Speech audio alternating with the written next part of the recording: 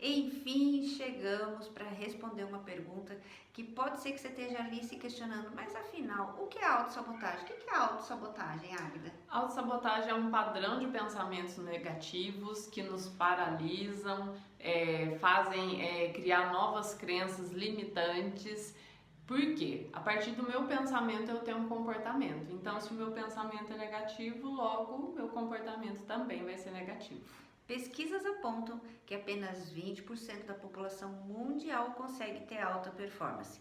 Quando a gente fala em alta performance, a gente já imagina que só quem tem alta performance ou são presidentes, CEOs ou até mesmo atletas. Isso é uma outra crença, assim como a Agatha falou, crença limitante. Nós também podemos ter alta performance, desde que consigamos minimizar o efeito nocivo que a autossabotagem faz com a gente comece a utilizar de modo mais estratégico, mais inteligente, o lado sábio. E aí sim ter um coeficiente de inteligência positiva. E quando a gente fala de inteligência positiva, inteligência emocional, descobrir os sabotadores é essencial para a gente poder desenvolver essa inteligência. Exatamente. Muitos colaboradores hoje, há algum tempo, inclusive eu que trabalhei na parte de gestão de pessoas, fazendo seleção, admissão e até a demissão, tenho até um profundo conhecimento em cima disso, falando quanto de pessoas extremamente inteligentes, capacitadas para realizar determinada tarefa, mas não tem inteligência emocional, não tem uma inteligência positiva para se manter em um cargo, para se manter principalmente na gestão de pessoas. E o quanto que isso, a Agatha, que também é uma especialista em coaching de relacionamento, pode falar um pouco mais, que a falta da inteligência positiva e da inteligência emocional impactam nos relacionamentos, né, Agatha? Diretamente, porque como que a falta de inteligência emocional e inteligência positiva afeta? Se eu não, a questão da inteligência emocional tem muito a ver da gente se conhecer. Se eu não me conheço, o que é importante para mim, como que os sabotadores afetam o meu comportamento, por exemplo, se eu tenho um sabotador controlador, né? Diretamente ele vai afetar meu relacionamento, porque eu vou querer controlar o comportamento do meu par, as ações, tudo que acontece na vida dele, querer fiscalizar o celular. E quem tem esse sabotador é muito cansativo. Para quem tem, porque rouba uma energia muito grande, você fica tentando controlar todo mundo. E para quem está do seu lado também é muito cansativo, ser vigiado e controlado o tempo todo. Exatamente. Esse é um dos sabotadores predominantes que eu também tenho. Então eu posso falar com carteirinha, né, com um estudo de caso, sentido realmente, literalmente na pele, o que é. E às vezes a gente acha que é só essas questões de controlar o celular. Gente, eu controlo quem vai cozinhar na minha casa, a forma como cozinha, como utiliza os meus utensílios domésticos. Então é uma necessidade, porque a frase do controlador é assim: se eu não fizer, quem vai fazer? Essa é a frase, mas qual é a dor que fica em mim? Gente, é sobre isso tudo, quais são os recursos, como é que você consegue utilizar e ter uma vida leve. Os sabotadores, eles nascem na infância com a intenção positiva de nos fazer sobreviver em ambientes caóticos, em ambientes onde ou os pais, ou os irmãos, a escola, ou a sociedade de alguma forma nos deixaram inseguros nesse primeiro contato aí, na que é a nossa infância. E de alguma forma eles nos acompanharam até hoje na fase adulta. Justamente, ele nasce lá na infância com uma forma de defesa, pois a criança não tem maturidade para lidar com certos conflitos, então aí nasce um sabotador, só que ele acompanha a gente na vida adulta, só que nessa forma já nos prejudicando. É como se você tivesse uma quantidade de energia por dia para usar a seu favor, a favor das suas realizações, dos seus objetivos, mas ao invés de você usar essa energia a seu favor, você usasse contra você. É como se você estivesse no meio do mar e tivesse uma energia para mirar e remar para a praia, nadar para a praia, só que ao invés disso você mira para o fundo, aí você nada para o fundo. Quando chega lá você viu que está no caminho errado, aí você tem que gastar mais energia para voltar à tona, para poder respirar. E aí quando vê o seu dia já passou e você está no mesmo lugar, você não foi produtivo, você não deu passos em direção aos seus objetivos e a tudo que você quer. Então é muito importante minimizar a ação deles.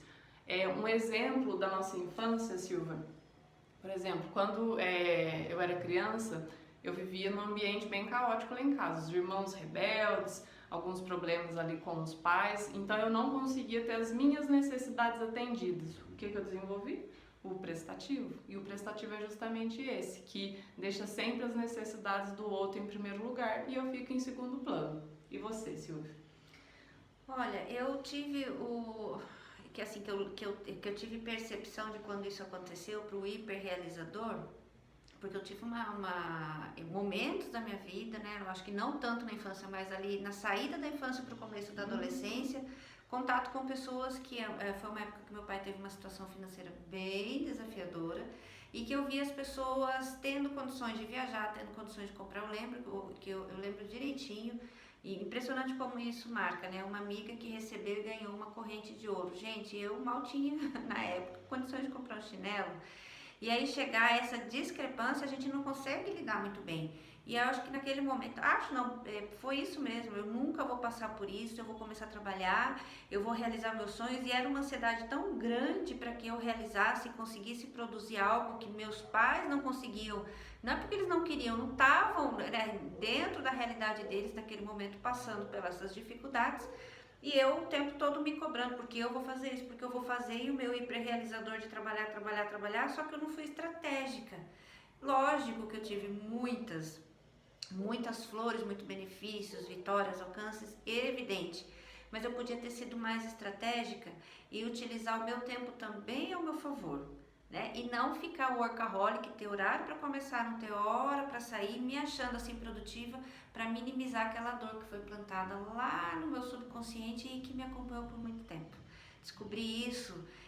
Eu continuo sendo produtiva, eu gosto de trabalhar, mas assim, é um policiamento diferente, né? De forma mais assertiva. De forma mais agora, assertiva, né? Exatamente.